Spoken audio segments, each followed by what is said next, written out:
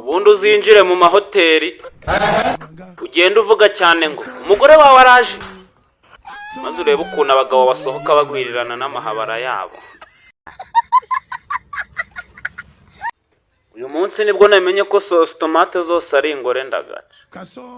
nawe reba yitwa Sarisa, Raisa, Kenzi, Melissa n'izindi nyinshi. ikibyemeza rero ni uko muri izo zose nayitwa Jean Claude nigeze mbona.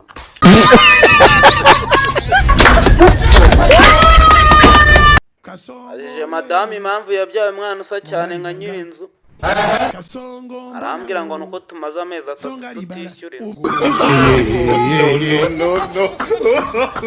Kasongo mbona wewe